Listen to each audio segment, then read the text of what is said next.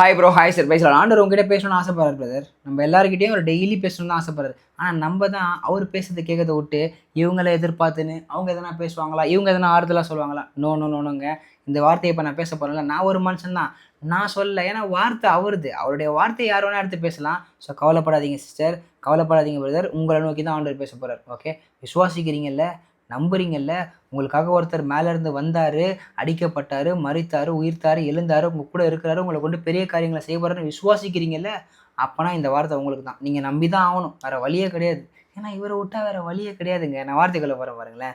யோவான் 11:40 இயேசு அவனை நோக்கி நீ விசுவாசித்தால் தேவனுடைய மகிமையை காண்பாய் என்று நான் உனக்கு சொல்லவில்லையா என்றார். யார்கிட்ட சொன்னார்? மார்த்தாள்கிட்ட சொல்கிறாரு. ஆண்டவர் போகிறார், லாசருவே வெளியே வா. S it's happen. ஒருவேளை எந்த மாதிரி காரியெல்லாம் மரித்து போய் கிடக்குதுன்னு எனக்கு தெரியாது, அவருக்கு நல்லா தெரியும். நீங்கள் எதுக்காக காத்திருக்கீங்கன்னு எனக்கு தெரியாது, யாரை நம்பி காத்திருக்கீங்கன்னு எனக்கு தெரியாது. ஆனால் அவருக்கு எல்லாமே தெரியும், தெளிவாக தெரியும். ஓகே, கேமரா வச்சு பார்க்குற மாதிரி இன்ச்சாக பார்த்துன்னு இருக்கார். ஓகே, ஒரு முடி விழுந்தாலும் தெரிஞ்சிடும். ஸோ அதனால் don't worry about any thing, don't believe any one. வசனம் சொல்லுது, என்ன விசுவாசிங்க, அவரை விசுவாசிங்க. அதாவது என்ன விசுவாசிங்கன்னா ஆண்டரை விசுவாசிங்க. அப்போ தான் மகிமையை காண முடியும். மனுஷனை விசுவாசம் அந்த நேரத்தில் மகிமையாக இருக்கும், அதுக்கப்புறம் பின்னாடி போய்ட்டு அவர் மகிமையை அப்படியே அழிச்சிட்டு போயிடுவார், அவர் டெலிட் பண்ணுறாரு. ஏன்னா மனுஷன் எப்போவுமே கண்ட்ரோல் டெலிட் கொடுக்குற மாதிரி தான், கொடுக்குற மாதிரி கண்ட்ரோல் பண்ணி அப்படியே நம்ம எல்லாம் பண்ணி டெலிட் பண்ணிட்டு போயிடுவாங்க. சொன்ன ஆண்டவர் எப்போவுமே அப்படி கிடையாது. உங்களை என்னை குறித்து பெரிய திட்டம் வச்சுருக்காரு.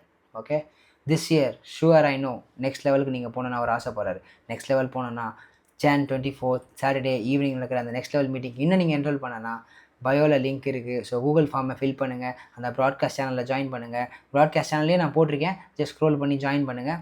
உங்களை மீட் பண்ணுறதுக்கு ரொம்ப ஈகராக இருக்கேன். கர்த்தருடைய வார்த்தையை வாஞ்சியாக வைராக்கியமாக பிடிச்சிட்டு, ஏன்னா நான் மட்டும் நெக்ஸ்ட் லெவல் பண்ண போதுமா, உங்களையும் ஒரு நெக்ஸ்ட் லெவல் கொண்டு பண்ண ஆசைப்படுறாரு. அதனால் you want to keep believing constantly with his presence. Okay, கவலைப்படாதீங்க. நீங்கள் எதுக்காக காத்திருக்கீங்களோ அதை அவர் நடப்பார். விசுவாசத்தை மட்டும் மாற்றிடாதீங்க. மனுஷன் மோசமான பிரதர், புரியுதா? பொருளாக திரும்ப எனக்கு தெளிவாக புரியும். இதனால் இல்லாமல் ஆகிட்டும். கர்த்தருக்கு சோத்திரம். ஆமேன் அல்லேலூயா. Love you. ஒரு குட்டி ப்ரேயர் மட்டும் பண்ணிட்டு மறந்துட்டேன். மகா இரக்கமும் கிருபையும் தயவும் அதிகாரம் நல்ல தகப்பனே, இவங்க எதுக்காக காத்திருக்காங்கன்னு எனக்கு தெரியாது ஆண்டவரே. ஆனால் இவங்க யாரை விசுவாசிச்சுட்டு இருக்காங்க, இவங்க போனாங்களா அவங்க போகலாம் எனக்கு தெரியாது. ஆனால் அவங்களுக்கு தெரியும் நீங்கள் தான் பண்ணுவீங்கன்ட்டு. ஆனாலும் ஒரு சில மனித தெய்வம் நீங்கள் உண்டாக்குவீங்களான்னு அவங்க பார்த்துருக்காங்க. வேணாம் பிரதர் சிஸ்டர் வேணாம். ஆண்டவர் இப்போ தீர்க்க தரிசனமாக சொல்கிறாரு, நீங்கள் அந்த மனித தெய்வம்லாம் எதிர்பார்க்காதீங்க.